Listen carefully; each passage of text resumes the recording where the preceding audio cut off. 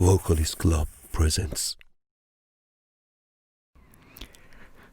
In the name of God, hello everyone in the VocalistClub family. I'm Mohammad Reza Rahmani and I'm really happy that I'm here again. I'm so honored to share some training videos with you. Today we want to talk about some wrong and harmful prescriptions that some people give to others.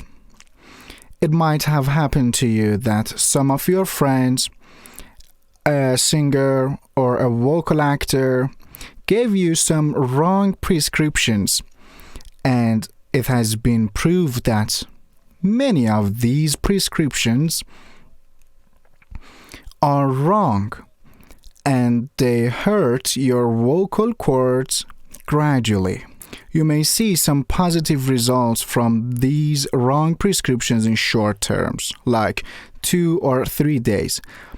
But in the long term, 7 or 8 years, it has a terrible effect on vocal cords. Today we want to point out some of these prescriptions and talk about the correct way of vocal training and the wrong way, which unfortunately has hurt many people's voices. One of the most common prescriptions that people used to do and say it was shouting in the mountain, which really hurts your voices. My dears, one of the important things in the wrong prescriptions is that there is no scientific or philosophical principle behind that exercise. We've always said the reasons in all the exercises we have given. For example, the reason for this exercise is this. Or for example, we do the baby crying exercises to wake up and activate our sinus cavities. And we are not meant to put pressure on ourselves at all. For example, one of the misconceptions is that you shout till your voice becomes hoarse. Shout! Unfortunately, I've heard that some people say, shout till your larynx starts bleeding. Well, it's crystal clear that this can lead to a very dangerous illness in larynx. And obviously, a person who's just started and accepted a person as a teacher would trust that teacher and go to the mountain and would start shouting. Therefore, his or her voice will hurt and will lose its flexibility and will have other problems. My dear friends, shouting in any way is a wrong exercise. In the past, they suggested mountains because it is an open space and you feel free to shout. Nowadays, some people suggest shouting with a pillow on your mouth, which again is wrong.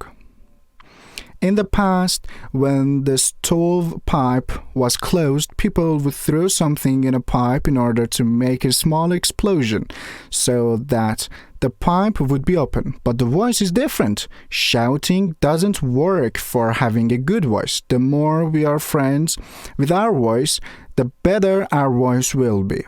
If we were like an enemy to our sound and voice, beating it, shouting in order to bleed, obviously we will have serious problems with our voice.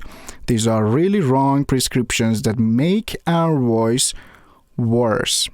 One of the other wrong prescriptions is that some people say that in the adolescence, continue singing. You can sing in low pitches or even in high pitches. Sing loudly. Don't let your voice rest. Sing all the time. I've got one question. When we are sick and our vocal cords are not in their normal status, so do we put the vocal cords under pressure or we just wait until the sickness process goes through and our voice returns to its normal status. We will never do such a thing. So it is exactly the same in adolescence. The vocal cords in males have inflammations that requires physical interactions to occur, and the vocal cords want to change their shape somehow, so we should not have stress on our vocal cords during puberty. It is often asked what we should do when we are in adolescence. The most important thing that you have to do is not to put pressure on your voice.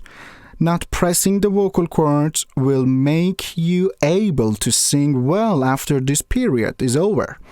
Believe me, I know some people, and unfortunately I was one of these guys who listened to these suggestions. I mean, in puberty I was trying to sing, so it took longer when my voice wanted to find its form and become a masculine voice. It took longer and longer and longer, and even some people were unable to sing after this period. And they always have problems with their vocal cords, and they never have their teenager voice. It is very simple. Don't put pressure on your voice at that time. There are some other prescriptions that say make your voice thicker, or in the other words, give your voice a false volume in all pitches. So, what does this mean? It means more pressure, more tension, putting voice in abnormal status. We sing strongly or forte in Italian language in order to, for example, make our voice clear. But by putting pressure on our voice, we can't have a clear voice. And if you have paid attention, you would notice that most of those people who give these prescriptions, they have these problems themselves. One of the other wrong prescriptions is that some people who are vocal trainers and have some students have very strong recommendations on foods. I don't say that foods are bad or good, or you have to pay a lot of attention to them, but my motto has always been that technique is much more important than eating and avoiding food. Imagine a person who is abstinent from eating food for his voice, but when he has no technique, we never hear a good voice. So first of all is the technique. And even in food topics, I hear some hilarious prescriptions that make me laugh. For example, eat butter and it makes your vocal cords smoother. Are vocal cords door hinges that we have to lubricate them? Or even they mention some special food to eat.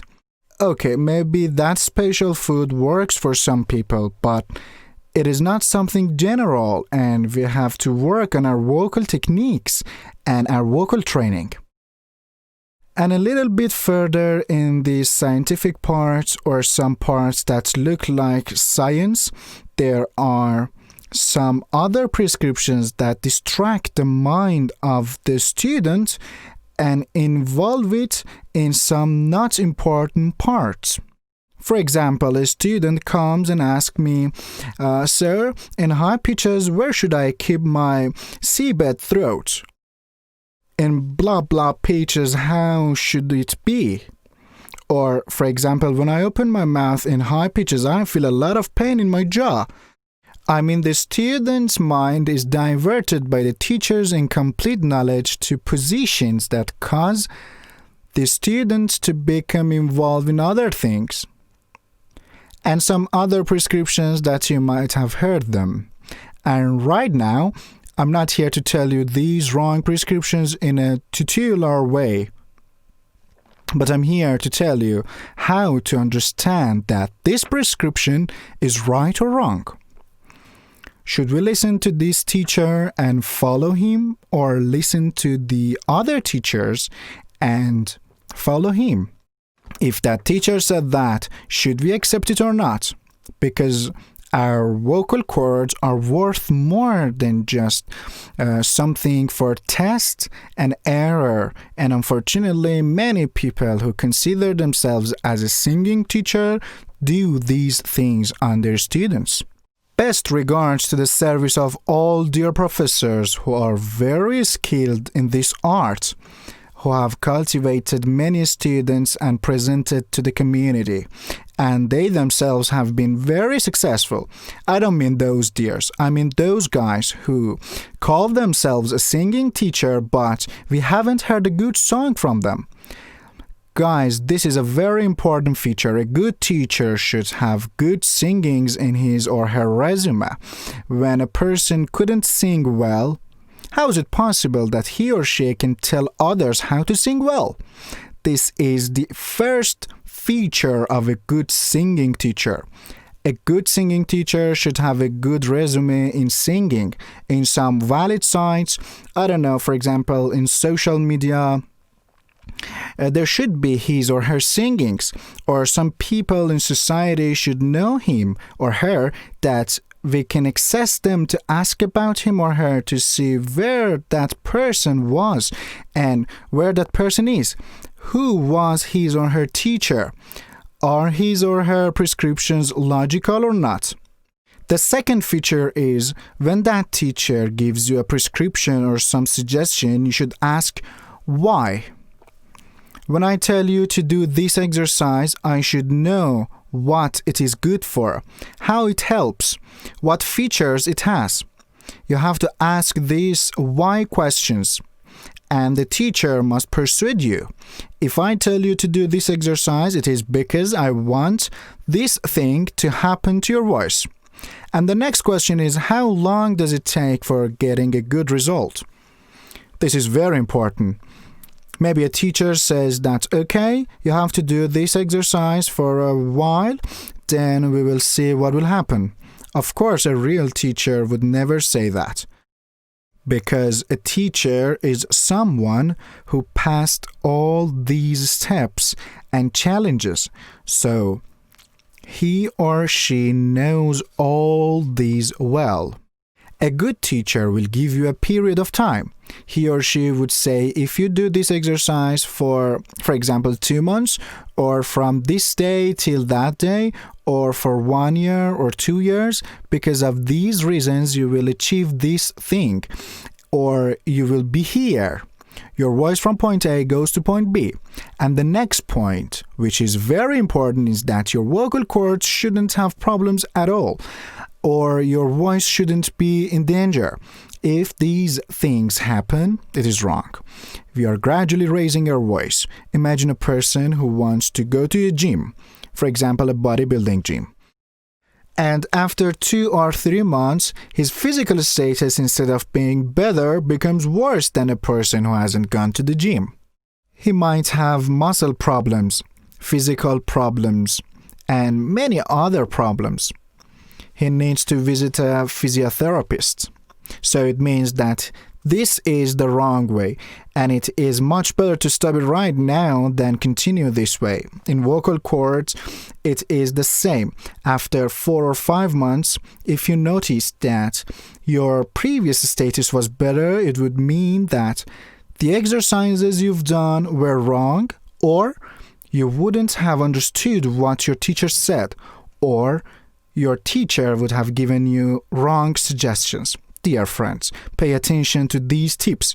I think if you spend a year to find a good singing teacher who has a good resume and has good students and has good singings, you will grow and improve faster than a person who has just started and found a teacher in 1 week and goes to his or her classes.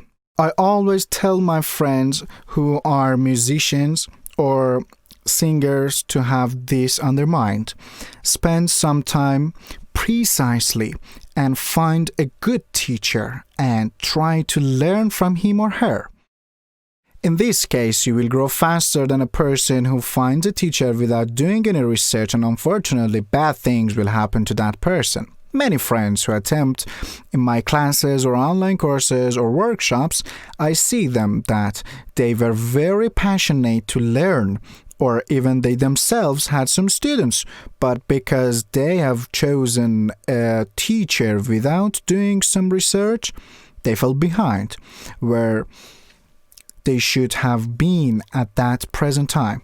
They couldn't reach what they have deserved. Pay attention to not accept whatever you hear from others. If someone told you that I've heard this from someone else, have you ever done this, and then from tomorrow you start doing that thing? This is the wrong way. Try to find a good teacher. As I said, if you spend even a year for finding a good teacher, you will grow faster than the time that without any research you choose a class and participate in it and listen to the teacher that you don't know him or her. Follow him or her and talk about your challenges to him or her.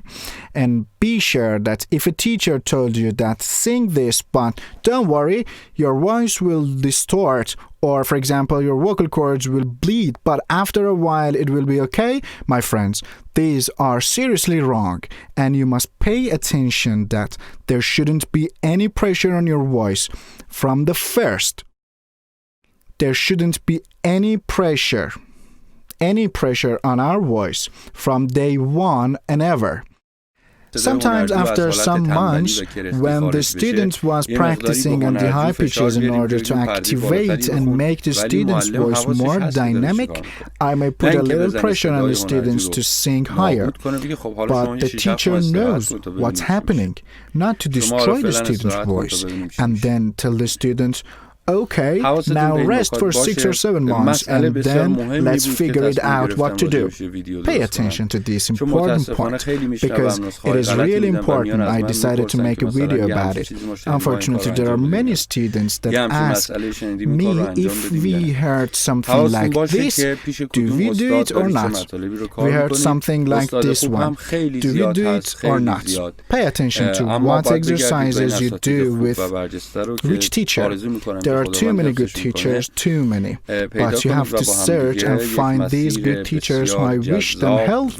You have to find them and work with them in this beautiful but difficult way. I wish you the best. I hope your voice will be tuned wherever you are.